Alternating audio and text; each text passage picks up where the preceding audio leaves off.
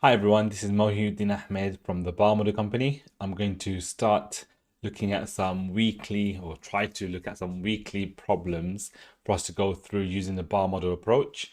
I think the bar model approach is absolutely fantastic, as you all know. If you've been to any of my training sessions, either in schools or as a webinar, then you know how much I'm passionate about maths and the bar model approach.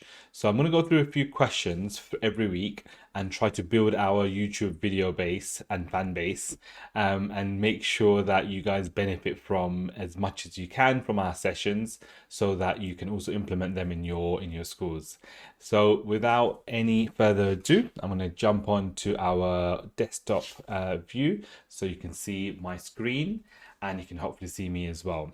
So this is a question found in the SATS papers, one of the SATS papers in 2019. I think it was a reasoning paper, the second or third one.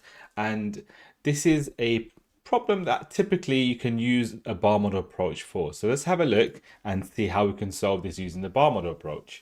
Now it says here, the distance from point P to point R is 800 meters. The distance from point P to Q is 4 times the distance from point Q to R. Olivia says it is 600 meters from point P to Q. Explain why Olivia is not correct. So in terms of explaining why Olivia is not correct, what we would need to do is we need to try to show that this amount is not 600, P to Q, right? That's what she says. P to Q is 600. We're trying to show it's not 600. So let's see how we could do that. So it says here that we've got P to R, which is 800 meters.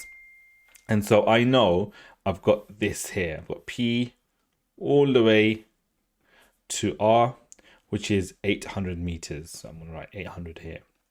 I also know that if we break this down into Q to R and P to Q, then I have 4 times as the distance is 4 times the distance from Q to R, which is P to Q, right? So if I write P to Q here and Q to R here, I know Q to R is going to be, if it's this amount, so let's say about here, then I know PQ is going to be 4 times as much in terms of distance as QR. So how do I do that? Well, I can just copy this bar, and let's see, if I duplicate this 4 times, I'll have the exact same amount or exact same bar each time. It might be going a bit wonky, but you can see that I've got 4 times the amount for PQ as compared to QR. So what else do I know? Okay, so it says here, let's highlight a few things. The distance from P to Q is 4 times the distance from Q to R. Okay, anything else? Seems like that's all they've given us. Actually, P to R is 400. So P all the way to R, all of this as described earlier is 800, P to R. And so I know that all of this is going to be 800 meters. So the distance from P to Q and then Q to R is 800 meters. So all of this is 800 meters. So what do I do now? Can you see what to do? Can you see that we have 5 equal parts here? We've got these 4 representing the distance from P to Q. And then we've got this 1 bar, which represents the distance from Q to R. And as you saw, what I did was I copied and pasted, right? I copied and pasted the actual bar. And so you saw that it was exactly the same. What you could do in a classroom is you could just choose to use a bar like this. This is the magnetic one that I've just stick some magnets at the back, and you've got a foam and you've got a magnetic bar, and you can make equal parts like so. So you can have 1, 2, 3, 4. Oops, wrong way. 1, 2, 3, 4 all the way across. Or you can just use some paper if you wanted. I always use in our training sessions. So if you hire us for any CPD sessions, you know that I use a lot of paper. So you'll have 1, 2, 3, 4, and you can stick these on as well. And so it's very easy to use concrete materials. And one of the key things for us is to make sure our teachers use as much concrete materials as possible, because the CPA approach, the concrete pictorial approach, is very important in this approach, right? In the bar model approach, because when kids use the concrete, it allows them to explore the maths, and therefore they can figure it out a lot quicker and understand the structure of the problem. Whereas if we're just drawing straight away, they might not be so comfortable with the bar model approach, and they're not allowed to explore as much because they don't have the concrete aspect, and so they might not make as much progress. So using a concrete is really important when it comes to the bar model approach. So do try to use concrete materials as much as possible. Okay, so we've got that. We've got 5 equal parts are equal to 800 meters. So we're going to have to do 800 divided by 5. And so to work out, we know 5 units is equal to 800 meters. We're trying to work out this 1 unit. So 1 unit would be equal to 800 divided by 5, right? So 1 unit is equal to 800 divided by 10 is 80. 800 divided by 5 must be 160 meters. So 1 unit is 160 meters. And the question is Olivia correct or not correct? Explain why she's not correct. That P to Q is 600 meters. Well, if that's 160 meters, then P to Q is 4 units.